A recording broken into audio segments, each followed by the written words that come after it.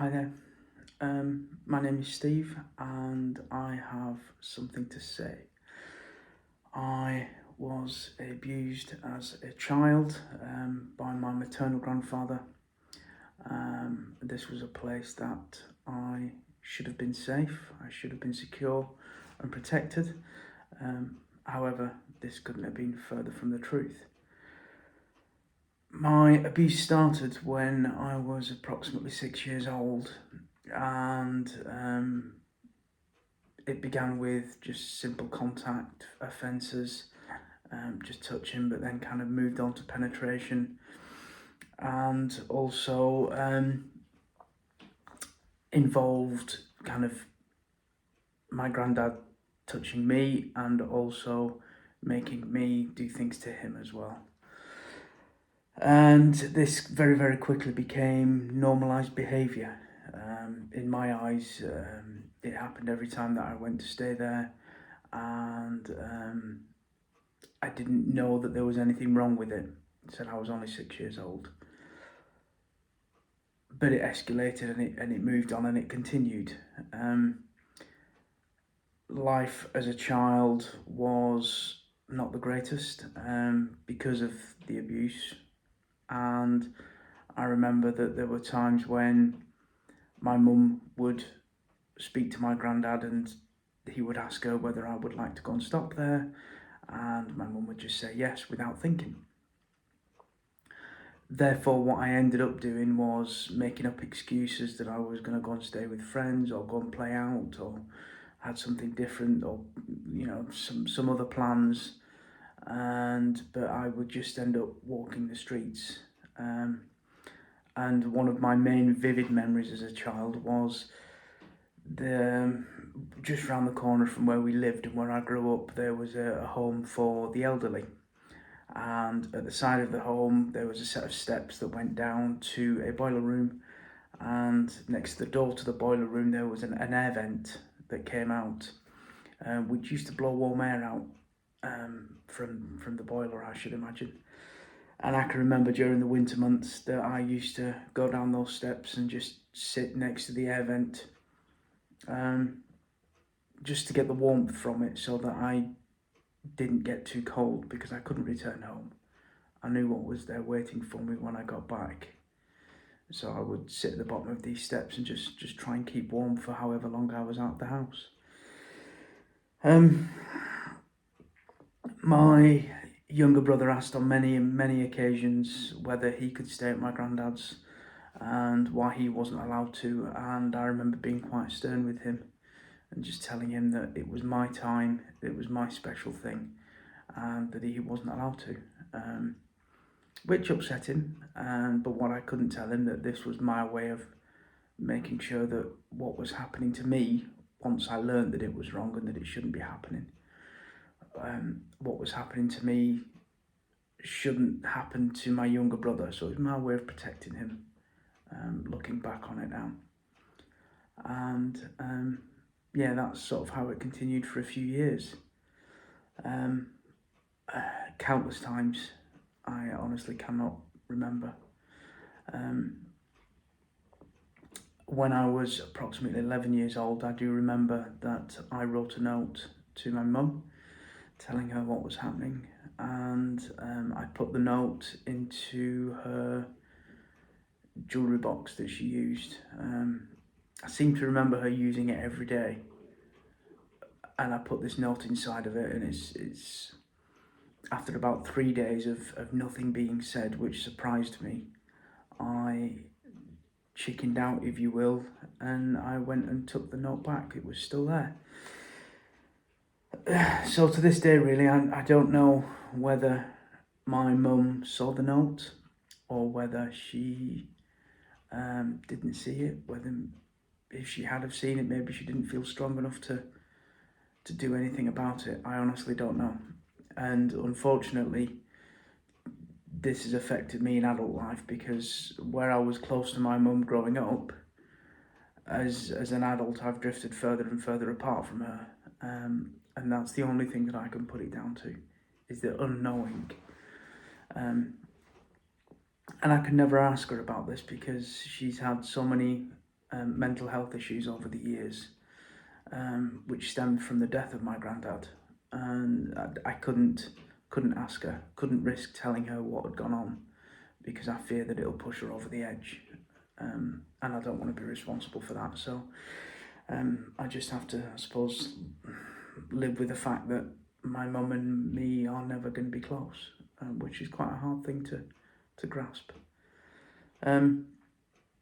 The last incident, the last time that I was abused, I was approximately 14 years old. And I remember that I'd gone to my granddad's one night, and it was about 11 o'clock, 12 o'clock. And in order to avoid something happening, basically when my granddad asked me whether I was coming to bed, I made up an excuse saying that I was really interested in a programme I was watching. And he started shouting and swearing at me and got really, really abusive, and basically said that if I wasn't going to go to bed, I might as well leave and go. So he kicked me out, and I walked the streets until about 9 o'clock the following morning, because I couldn't go home, because then questions would have been asked as to why I'd gone back. So I walked the streets and then returned home at a time that I would have normally gone back. Thus, things were as they would normally have been. No questions were asked, and after that time, whenever my mum would ask me if I wanted to stay at my granddad's, I would just make up an excuse that I was out with friends or had homework or an assignment to do, something like that, to make sure that I didn't go there again. And that was when the abuse had ended. That was the last time. As I got a little bit older, sort of late teens, my mum would cook Sunday lunch for my granddad as he got older, and she would ask me or my younger brother to go and take the food to him. And not having an excuse to not do it, I had to do it on regular occasions, which was very hard. It was quite hard because I put myself back in that position, vulnerable position, where I'd fought so hard to get away from. And that was difficult to deal with. Jumping forward to sort of adult life, really, I joined the army at the age of 21, and I became a military police officer. And within my career, I managed to get a job in the child protection team, so interviewing vulnerable children who had been abused, and getting their evidence so that their perpetrators, their abusers, could get taken through the judicial system. And that's always been a passion of mine, to try and do that so that I could stop other children having to go through what I've gone through as a child. And it's always been a massive passion to try and do that type of work. I spent 10 years doing it. And when I left the army in 2020, I then got a job as a civilian child abuse investigator, working for my local police force. So I now work for those as a child abuse investigator, so continuing the work that I've always loved, in order to stop a child having to go through what I went through.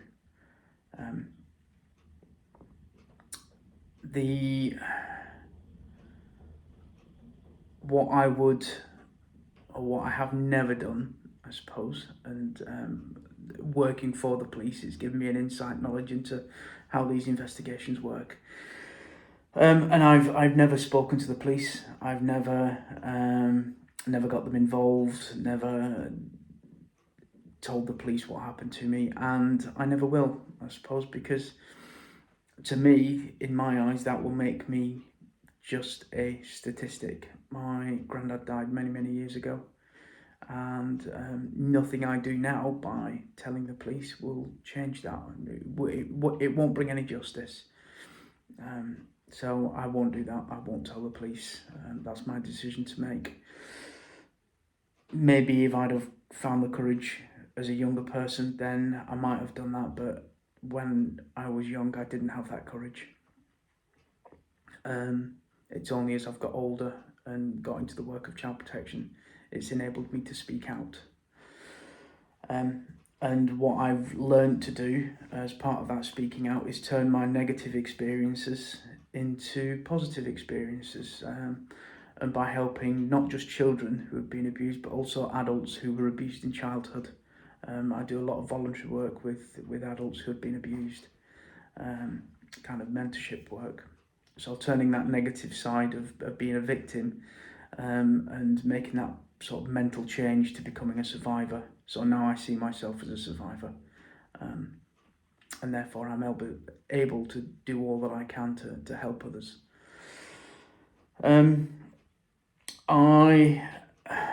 Although I've changed into a survivor, I do have flashbacks. I have had flashbacks, and they range from anything really. Walking past one of the events that I used to sit huddled up to as a child, to even having nightmares. I'll wake up at 2 o'clock in the morning, and I would have had a nightmare that as an adult, the abuse was still happening. My granddad was still alive, and I was still being abused, and that really upsets me because they're so vivid. And I wake up and I cry, and then it takes me a good couple of hours to get back to sleep. And then in the morning, I'll tell my wife what's happened, and she'll tell me off for not waking her up. But it's pointless two of us being awake, so I just deal with it by myself. I just mentioned my wife, and she is by far my biggest supporter in this. She knows everything that's happened. I've been quite open with her and told her everything. And she understands when I've had a bad day. For instance, I once interviewed a 15-year-old girl who'd gone through similar things to what I had. And after the interview, I came home. My wife could see in my face that it had been a bad interview, a detailed interview. And she just said, well, she basically just gave me a hug, gave me a bottle of beer, and that was it really. I told her what had happened, and nothing further was said, but I know she's there for me, as she always has been. So that's sort of my main support, is my wife, as somebody to talk to. Although my wife knows, and members of my family know, I know that I could never tell my mum. Like I said, it would tear her apart. So I think the wider members of my family who know what I've gone through, and they pretty much understand never to mention anything. And that really is my story. The abuse ended a long time ago, and I'm in a better place, but still have bad days. I suppose we all do. Anyway, thank you very much for listening. If you are in a position where you are being abused or you have been abused, please try and find the courage. Try and speak out. Try and get that help. Because there are people out there who want to help, who want to listen, who want to make things better for you. So get that voice. You've got something to say, and let your voice be heard. There are people out there, so please try and find that courage. You're not alone. Anyway, thank you very much, and I'll sign off now. So stay safe, and thank you.